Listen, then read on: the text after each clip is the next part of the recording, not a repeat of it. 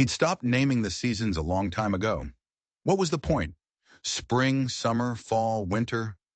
They all carried the same wind, the same silence. The land didn't care what you called it. The ghosts didn't care either, and neither did Tahan. That morning, the sky was a sheet of white stretched over the Badlands. Tahan moved the way he always did, slow, deliberate, with a bow across his back, and his thoughts buried so deep the devil himself couldn't find them. He wasn't hunting. He had meat. His traps were set. There was no reason to be out here at all, except for the restlessness in his bones. That and the buzzards. He spotted them around mid-morning, 3 of them, circling high above a dry arroyo carved out by last year's floods. They hung in the air, barely moving their wings, just riding the currents of heat like old bitter memories. Tahan squinted, up at the birds, then down into the ravine where the shadows were long and twisted. Buzzards don't circle over nothing. He tied his pony to a weathered juniper and started down on foot, his steps so quiet they didn't even disturb the dust. He moved through the scrub and rock like he was a part of it, a memory the land had forgotten. At first he thought it was just a bundle of rags snagged on the roots of a dead sycamore tree, maybe an old coat someone had lost. But as he got closer, the shape grew human. It was a girl. Couldn't have been more than 17. Barefoot with a torn dress clinging to a frame that was more bone than flesh. Her hands were bound behind her back with rawhide, pulled so tight her shoulder blades stuck out like broken wings. Her head hung forward, a mess of tangled hair hiding her face. Dried blood was caked along her jaw and across her temple. He knelt beside her, his face a mask of stone, and pressed 2 weathered fingers against her neck. He felt for a pulse, expecting nothing. But then he felt it. Faint, a tiny flutter, like a trapped bird. But it was there. She was still breathing. As if his touch had woken something, she made a small, raspy sound. A crack of a whisper, dry and hoarse, escaped her lips. "Mama." The word sounded like it had been buried for 100 years. Tahan stared at her, not with pity or surprise, but with a deep, unsettling stillness. He'd seen this before. He'd seen what happens when pain forgets how to scream. Above him, one of the buzzards landed on a dead branch, watching with blank, patient eyes. Tahan pulled a sliver of obsidian from the leather thong around his neck. It was sharper than any steel. With a single silent motion, he sliced through the rawhide cords. Her arms slumped forward, limp and useless. He didn't ask her who she was. He didn't ask who did this to her. Questions were for men who still believed the world offered answers. He gathered her up in his arms. She was light, terrifyingly light, no heavier than a bundle of dry grass. He hoisted her over his shoulder and began the long, slow walk back toward the cliffs, back toward the hidden dugout where he called home. The buzzards watched him go, but they did not follow. The cave was an old Comanche lookout, dug into the limestone heart of the hills. Tahan's grandfather had told him stories of young warriors watching the great buffalo herds from this very spot. Now it was just his shelter, dry, cool, and silent. He laid the girl down gently on his reed mat. She didn't stir. He built a small fire, the smoke curling up through a hidden crack in the ceiling. He boiled water, adding willow bark for the fever and crushed aloe for the wounds on her wrists and face. He worked with a quiet efficiency, his movements practiced and sure. When he gently peeled back the torn fabric of her dress to clean a gash on her shoulder, he stopped. Beneath the fresh bruises and cuts, there were other scars, older ones, thin, raised lines that crisscrossed her back. And on her shoulder blade, just below the new wound, was something else. A mark seared into her skin. A brand. This wasn't a random attack. This wasn't a punishment. This was ownership. Tahan felt a cold knot tighten in his gut. He didn't curse. He didn't pray. He just kept working, his hands steady. He took a smooth, flat river stone from his pouch, a stone he'd carried for 20 years, and placed it in her limp hand. His mother once told him such as stones were good for lost spirits. A dying soul needs something to hold on to, she'd said. He didn't know if this girl would live or die, but he knew one thing. If she died, she would do it with clean skin, a warm fire, and something solid in her hand. That night, as the coyotes sang their lonely songs to the moon, Tahan sat by the fire, just listening to the sound of her breathing. He hadn't shared this space with another soul in over a decade. Not since the Blue Coats took his daughter. Not since he became the last of his band, a ghost walking the plains alone. He had decided long ago the world had no more use for his voice. But this girl, this broken thing clinging to the edge of life, she stirred something ancient inside him, something dangerous. Hope. Just before dawn, she groaned in her sleep. Her arm twitched, and her lips moved. She whispered a word so small and broken, he almost missed it. He leaned closer. She didn't open her eyes, but she said it again. Solana. Tahan looked at the stone in her hand, then at the fire. He nodded once to the shadows in the cave. Solana, he whispered back, speaking it into the fire, into the stone, into the very bones of the earth. Sunlight after a storm. She slept for 2 solid days. Tahan kept watch, his senses on high alert, the way they were in his youth when every gust of wind could carry the scent of danger. He checked her breathing, listened to the broken words she mumbled in a language he didn't recognize. Once, she cried out, reaching for something that wasn't there. He sat beside her, a silent guardian, knowing that some healing has nothing to do with touch. When she finally woke, it wasn't with a gasp. It was a slow, weary blink. Her one good eye, the other was swollen shut, adjusted to the dim firelight. She looked around the cave, her gaze flat and empty, as if trying to decide if this was real or just another trick of a dying mind. Tahan was across the cave, carving an antler. He didn't look up. "You're not dead," he said, his voice as rough as bark. She blinked again. Her voice was a dry rasp. "I didn't ask." "You did," he said, still focused on his carving. "The first night. You asked for your mama." Her jaw twitched. A flicker of something, pain, anger, crossed her face before she turned away to stare at the stone wall. "She's dead." He didn't reply. There was nothing to say. Over the next few days, a fragile routine formed. He fed her broth from a spoon carved of horn. She ate slowly, without a word of thanks. He didn't expect any. When she was sick, he handed her a cloth and gave her privacy. When she shivered in her sleep, he added another hide to her mat, never touching her, just offering warmth from a distance. Each gesture was simple, quiet, measured. He didn't ask her name. He'd already given her one. Solana. She hadn't accepted it, but she hadn't rejected it either. By the 4th morning, she could sit up on her own. She kept her eyes down, her hands clutched in her lap, like a cornered animal, still not sure if the trap was truly open. But the color was returning to her cheeks. Her breathing was stronger. She started speaking in sentences instead of fragments. "My shoulder hurts," she said one afternoon.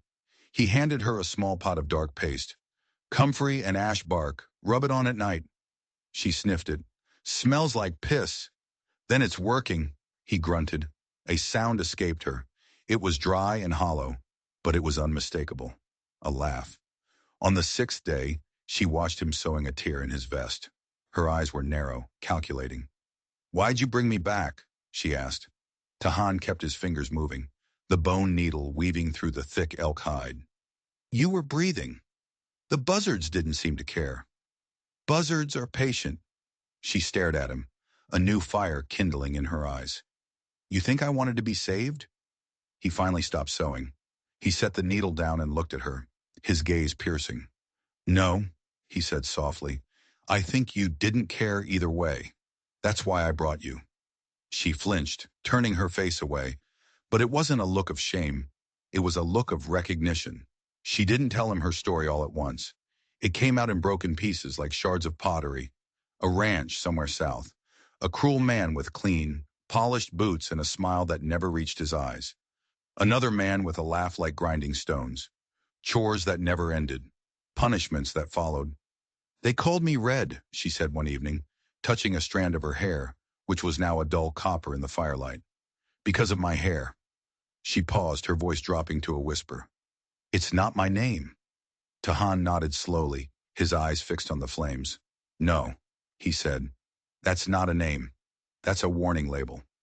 He began to teach her things without calling it teaching. He showed her which roots to chew for a headache, how to read the rustle of snake grass to know when the wind was about to change. He just lived, and he let her watch. Sometimes she'd ask him questions. Why don't you talk more? Why should I? Don't you get lonely? He stared into the fire for a long time before answering. Lonely is different from empty. What's the difference? Lonely, he said, his voice barely a whisper. Remembers. One night she tried to stand on her own. Her legs buckled and she fell hard onto the stone floor.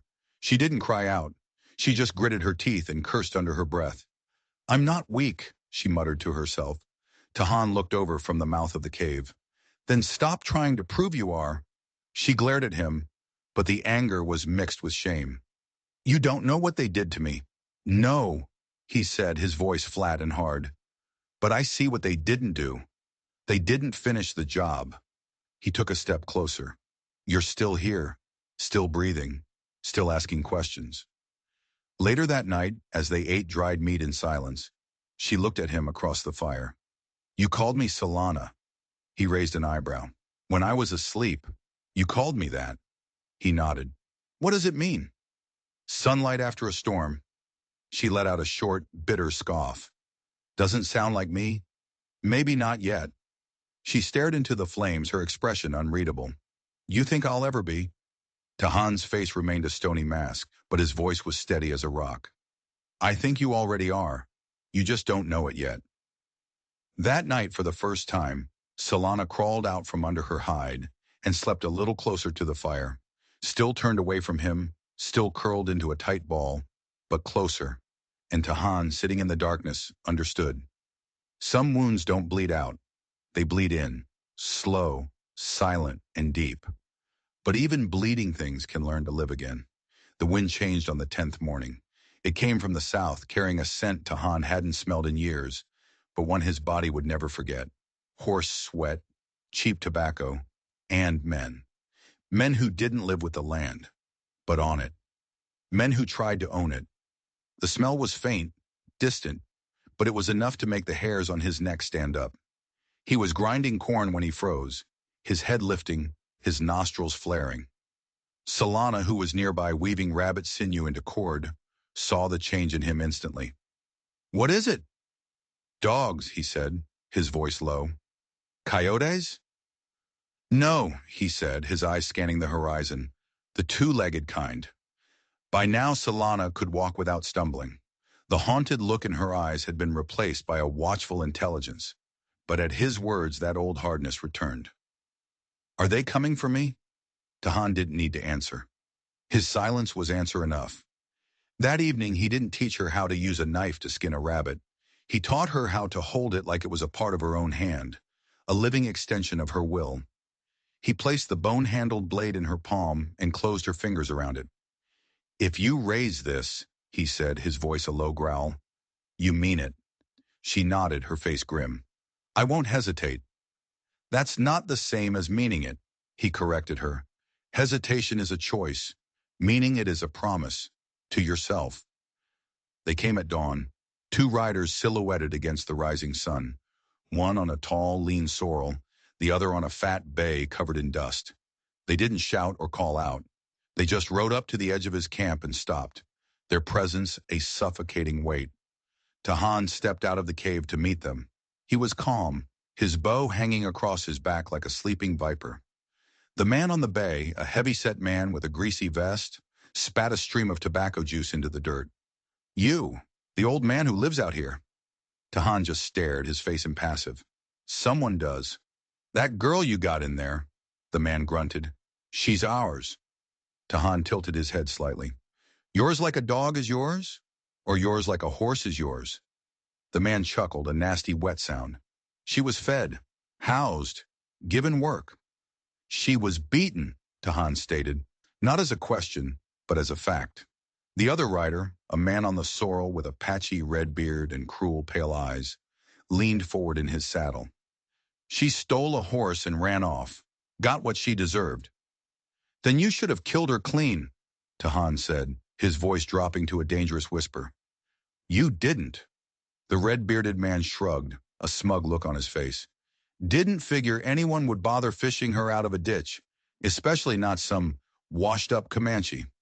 He spat the word Comanche like it was poison. Tahan's gaze drifted past them, out toward the endless plains. She's not yours anymore. She ain't yours either, old man, the first man snapped. She's not anyone's, Tahan said softly. That's the point. Inside the cave, Solana was crouched just out of sight, the knife clutched in her hands. She was shaking, not from fear, but from a rage so pure and hot it felt like it would burn her alive. She could hear them. She could hear him, the red-bearded one, the one whose voice still echoed in her nightmares. Her hand trembled, but her grip on the knife only tightened. And then she stepped out of the shadows. Touch him, she said, her voice flat and deadly, and I'll gut you both where you stand. Both men turned, their eyes widening in surprise. Solana stood in the mouth of the cave, her hair wild around her face, her eyes blazing with a fire they had never seen before. The morning light glinted off the long blade in her hand. The bearded man sneered, recovering his composure. Well, look at Little Red, all grown up and scrappy. You remember what your boots felt like against my ribs? She asked, her voice dangerously calm. I remember. He started to dismount, a cruel smile spreading across his face. Maybe you need a reminder. Try it, Tahan said. His voice was quiet, but it cut through the morning air like a razor. Please. The silence that followed was thick and heavy, filled with the promise of violence. The red-bearded man froze, one leg out of the stirrup. He looked from Solana's knife to the cold, dead certainty in Tahan's eyes. He knew this wasn't a bluff. He knew this old man and this broken girl would die here before they backed down, and they would likely take one of them with them. The other rider shifted nervously in his saddle. This wasn't what they signed up for. Finally, the red-bearded man spat in the dust again. Fine. Keep the stray. We'll just tell the boss the coyotes got her. They turned their horses and rode away, not fast, but with their shoulders slumped in defeat. They knew what they'd just seen. They had tried to break her and failed, and the man who had found her had forged her into something new, something sharp. After they were gone, the strength drained out of Solana. She sagged against the rock wall, her breath coming in ragged gasps. The knife clattered to the ground. Tahan knelt beside her. You were going to fight them. She nodded, unable to speak. You would have died. Yes, she whispered, and you were going to do it anyway. He didn't say anything else. He just rested his hand on the ground near hers, not touching, just close. She looked up at him, her eyes shining with unshed tears. I think I want a name now. He studied her face, the new strength in her jaw, the fire that no longer flickered but burned with a steady heat. He looked at her and saw not just the girl who survived, but the woman who was about to be born. But as he looked, his eyes caught something else. Tucked into the top of her worn-out boot, half hidden by a fold of leather, was the glint of metal. It was a small, tarnished silver locket on a broken chain. She'd had it the entire time, hidden. He looked from the locket back to her eyes. What else was she hiding? Not yet, he said softly, but you're close. Tahan didn't ask about the locket. He knew that some secrets are like seeds buried in frozen ground. You can't force them to grow. You just have to wait for the thaw. In the week that followed, something shifted in Solana. She stopped moving like a victim. She helped set the traps, her hands sure and steady. She carried water from the creek with a straight back. She no longer waited for permission. She saw what needed to be done, and she did it. One evening, as she was skinning a rabbit with practiced ease, she looked up. What do the Comanche call someone who doesn't belong anywhere? Tahan, stirring a pot of beans over the fire, didn't miss a beat. We don't have a name for that. Why not? Because, he said, looking at her, even a ghost belongs to the place it haunts. That night she took the smooth river stone he had given her on that first day, the stone she had clutched for a week, and placed it into the heart of the fire. The flames licked around it, turning it black with soot. Do I still need this? She asked, her eyes reflecting the fire. Tahan looked at the stone, then back at her. Her hands were no longer empty and clutching. They were busy, capable, strong. No, he said, not anymore. The first real sign of trouble came not as a sound, but as smoke. It was late afternoon. Tahan was on the ridge, watching the sun begin its slow descent, when he saw it, a thin, unnatural plume rising in the west. It wasn't the scattered smoke of a campfire. It was a clean, straight line, too deliberate, a signal. He watched it for a long, silent minute before heading back down to the cave. Solana was by the creek, her movements now as quiet and fluid as the water itself. She returned with 3 rabbits slung over her shoulder and found him standing at the mouth of the cave, his eyes fixed on the western horizon. She followed his gaze. "What is it?" He didn't answer directly. Instead, he handed her a small, tightly wrapped bundle of dried sage and pine needles. "If you see men in blue coats," he said, his voice grim, "burn this. Burn it fast. The smoke will carry east. I'll find you." Solana's eyes widened slightly, but she didn't ask why. She didn't ask who the blue coats were. She simply nodded and tucked the bundle into her pouch. She understood. The ranchers were just dogs. These men were the masters. That night, the air in the cave was thick with unspoken tension. Tahan sharpened his blades, the rhythmic scrape of stone against steel echoing in the silence. Solana prepared the meal, humming a tune with no words, a melody of worry. "Are they coming for me?" she finally asked. "Yes." "The 2 men from before?" "No," he said, testing an edge with his thumb. "Worse. Soldiers. Scouts. Men who carry rules like their weapons." Solana set her bowl down. "Do they know I'm here?" He finally looked at her, his eyes dark. "They're not looking for you," he said. "Not exactly." "What does not exactly mean?" Before he could answer, he held up a hand for silence. He'd heard something, a single sharp snap of a twig, far too close. He grabbed his bow and melted into the darkness outside. Solana doused the fire instantly, plunging the cave into absolute blackness, the knife now in her hand. Minutes stretched into an eternity. Then Tahan reappeared, a shadow in the doorway. "One scout," he whispered. "He's gone now, but he saw our fire." He paused, his gaze finding hers in the dark.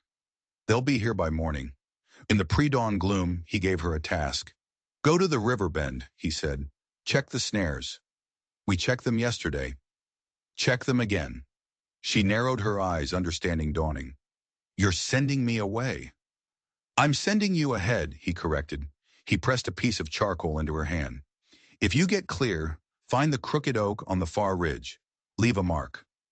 She stood there for a long moment, her jaw tight. This wasn't a drill. This was real. She nodded once, turned and slipped out of the cave, disappearing into the gray morning mist without another word. The soldiers came at midday, 7 of them, their blue coats faded by the sun, their faces hard and tired. The leader, a tall captain with a neat mustache and cold, empty eyes, dismounted. His badge gleamed in the harsh sunlight.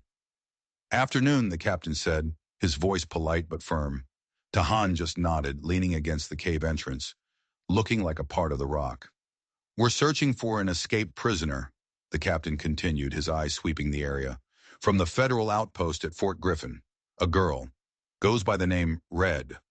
Tahan remained silent, his expression unreadable. "She's dangerous," the captain added. "Violent. Killed a guard during her escape." Tahan finally spoke, his voice a low rumble. "Lots of people without names out here. This one is a threat," the captain insisted, "to civilized folk, to the law." Tahan looked at the 7 armed men, their polished boots, their rifles. "Law's got sharp teeth out here," he said quietly, "especially when it's afraid." The captain's hand drifted to the pistol at his hip. "Are you harboring a fugitive, old man?" "No," Tahan said, his eyes as hard as flint. "Just protecting what the buzzards missed." The captain stared at him, a flicker of uncertainty in his eyes. He hadn't expected this level of defiance from a lone native. He made a decision. They wouldn't attack. Not yet. "We'll make camp on the ridge," he declared. "We'll be watching." They set up their camp 200 yards away, close enough to watch the cave with a spyglass, a constant, menacing presence. Tahan knew he had bought Solana a little time, but not much. They had trackers. They would find her trail eventually. That night he didn't sleep. He ground bitter herbs into a fine dust, a potent concoction that would bring on a sickness like a mule's kick. Under the cover of darkness, He moved like a ghost, circling their camp until he found their water barrels. He emptied the satchel of dust into their supply, a silent act of war. A warning. Solana returned just after midnight, a phantom slipping through the brush. She appeared in the doorway without making a sound. "They're on the ridge," she whispered. "I know. I circled back. I saw them. I didn't light the signal. Figured you hadn't left yet." Tahan nodded in the darkness. "You still trust me?" "Don't need to trust you," she replied, her voice firm. "You taught me how not to be found." The next morning, chaos erupted in the soldiers' camp. 3 men were violently ill. The captain was furious, pacing back and forth, shouting orders. He knew he'd been played. He knew the old man was responsible. Solana watched from a high ledge hidden from view. "I could get closer," she whispered to Tahan, who was beside her. "Do more damage." "No," he said. "They're distracted, angry. They'll make mistakes. It's time to go." They left that evening, slipping away as the sun bled across the horizon. They didn't run. They moved with a calm, deliberate purpose. Solana packed supplies, her movements efficient. Tahan buried their ashes and scattered thorn seeds on the trail behind them to confuse the trackers. They rode east, into the heart of the Forgotten Lands. As they crossed a wide, moonlit basin, Solana turned in her saddle. "You think they'll follow?" "They will," Tahan said. "They can't let a story like this be told. A lone Comanche and a runaway girl making 7 soldiers look like fools." "Then what do we do?" Tahan looked ahead, his eyes fixed on the dark, jagged mountains on the horizon. "We don't run from them," he said, a grim smile touching his lips for the first time. "We teach them how to get lost." They journeyed for 2 days, pushing deeper into a landscape that was hostile and unforgiving. Tahan led them to a shallow, hidden canyon he hadn't seen in 20 winters. It was a place of ghosts and memories, a place where his daughter had once played before the soldiers came and the world went silent. He set up a camp in a grove of ancient junipers. Solana built the fire pit exactly as he taught her, low, narrow, shielded from the wind. As the flames danced to life, she sat across from him, the silence between them comfortable, familiar. "Why here?" she asked, her voice soft. "They won't follow us this far," he said. "This land doesn't forgive mistakes. To them, it's just wasteland. To my people, it was sacred." She looked around at the dusty bluffs and the skeletal remains of old trees. "It doesn't look sacred." "Sacred doesn't have to be beautiful," he replied, poking the fire with a stick. "It just has to be remembered." He paused, then looked at her, his expression serious. "Thank you." She frowned. "For what?" "For not leaving me behind back there. You could have run." He poked the fire again. "You weren't mine to leave," he said, but his eyes told a different story. That night, Solana couldn't sleep. She sat staring up at the blanket of stars, a sky so clear it felt like you could reach up and touch them. "I dreamed of her again," she said suddenly, her voice barely a whisper. "Who?" Tahan asked. "My mother. My real mother." She drew her knees to her chest. "She was in a garden, planting flowers. Marigolds, I think." A sad smile touched her lips. "I think she wanted me to remember that beautiful things can still grow, even in bad soil." Tahan followed her gaze to the stars. "Maybe she wanted you to be the one to plant them." Solana didn't answer. She reached into her pouch and pulled out the tarnished silver locket. She'd been carrying it like a burden, a final link to a past she couldn't escape. With a deep breath, she opened it, but Tahan saw her freeze. Her breath hitched. "What is it?" he asked. She held it out to him, her hand trembling. He took the locket. Inside, there wasn't a faded portrait of her mother. It was a meticulously etched drawing of a horse, and on the horse's flank was a brand, a looping, intricate B. Tahan's blood ran cold. He knew that brand. He would know it in the deepest pit of hell. It was the brand of Bartholomew Corbin, the rancher, the politician, the former Union captain who had led the raid on Tahan's village, the man who had taken his daughter, Naha. Everything clicked into place with horrifying clarity. The soldiers weren't just soldiers. They were Corbin's men, using their federal authority to hunt her. Her crime wasn't killing a guard. Her crime was knowing something about him. This man, Corbin, Tahan said, his voice a strained whisper. The ranch you were at, it was his? Solana nodded, tears finally streaming down her face. He, he wasn't just a rancher. He trafficked people, natives, orphans, anyone who wouldn't be missed. He worked them, sold them. She choked on a sob. My mother sold me to him, hoping I'd have a better life. She didn't know what he was. Tahan stared into the fire, the pieces of his past and her present slamming together. This wasn't a coincidence. This was fate, cruel and sharp. The man who had destroyed his life was the same man who had destroyed hers. The world had not brought him a girl to save. It had brought him a weapon. The canyon they were in was shaped like a broken horseshoe, a natural fortress of stone. In the center, Tahan built a new fire ring. Not just a pit for cooking, but a sacred circle. He chose 12 stones, each from a place of meaning, and laid them in a pattern that mirrored the stars above. Are you making a fire or summoning spirits? Solana asked, watching him work. Sometimes, he said, they are the same thing. That night, the fire in the circle burned differently. The flames rose tall and steady, casting no smoke, only a pure, intense glow. Tahan sat across from her, his face illuminated by the light. He held out a bundle wrapped in doeskin. I made this for my daughter, Naha, he said, his voice thick with emotion. She wore it on the day the bluecoats came.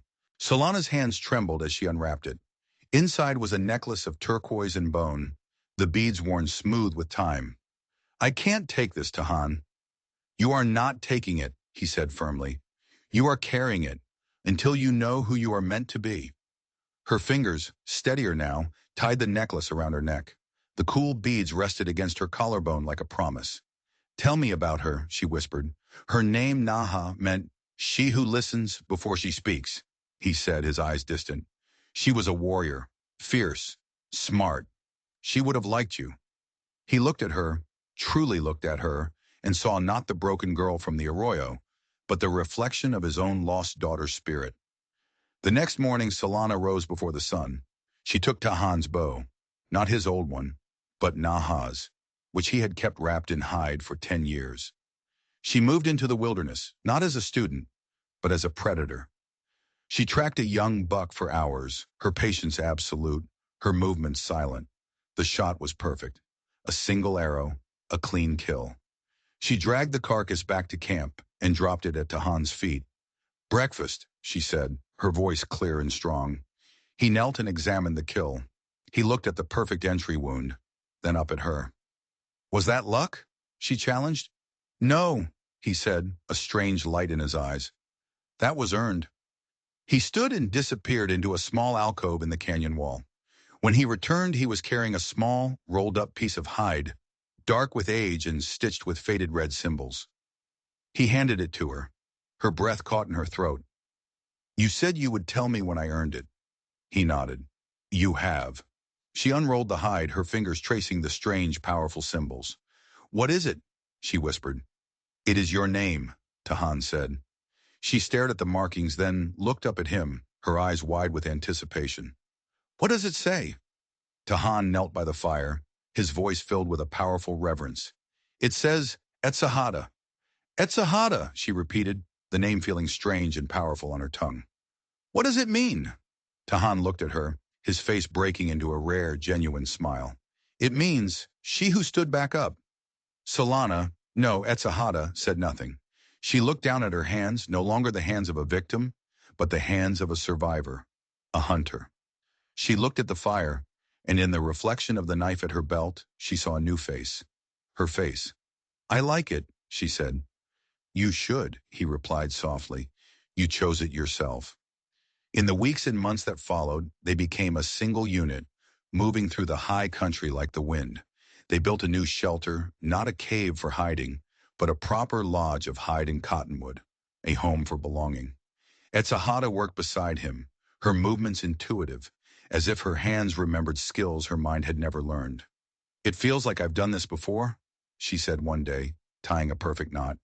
You have, Tahan said, his eyes twinkling. Just not in this life.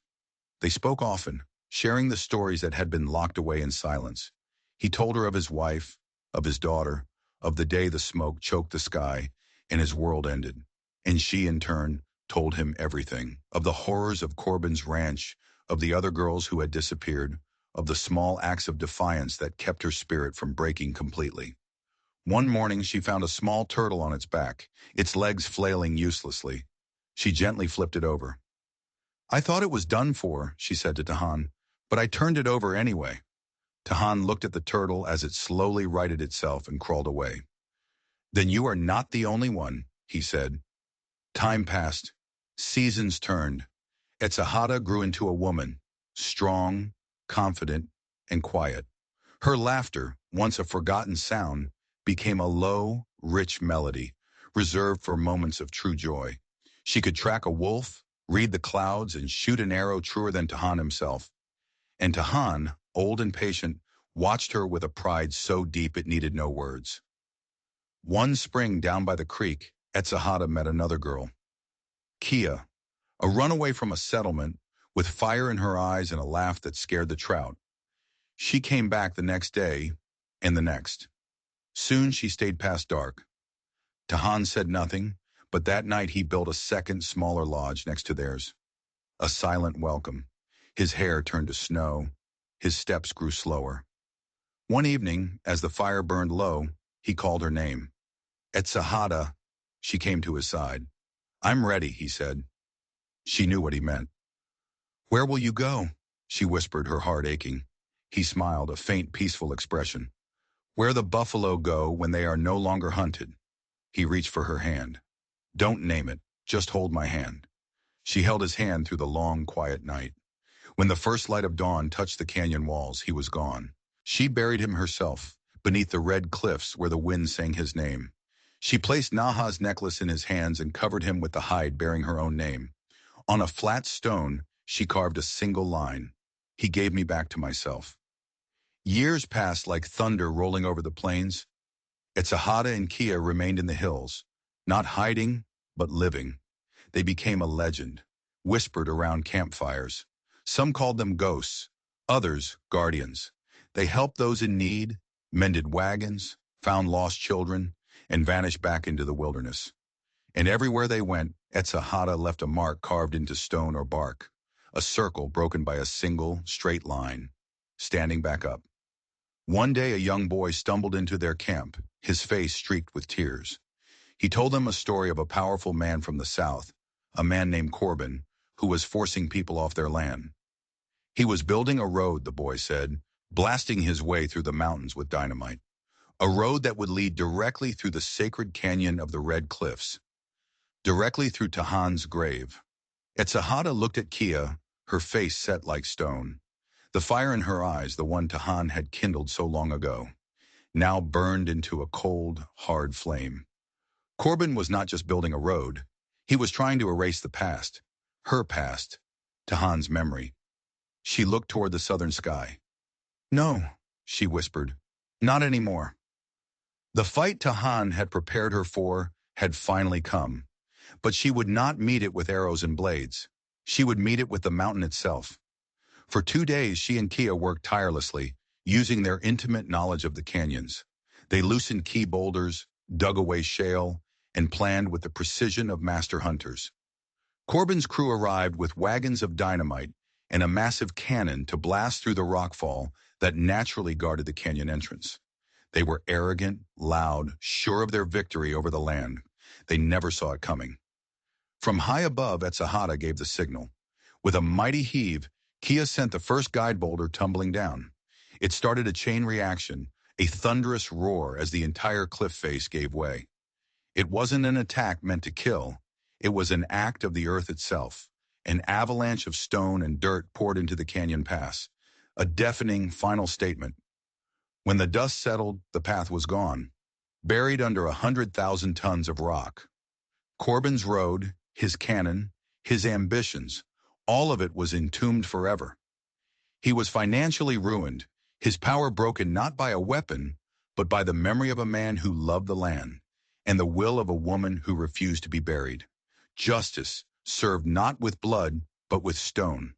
Today, if you travel the back country of the Brazos, the old stories are still told. They say a spirit guards the high canyons.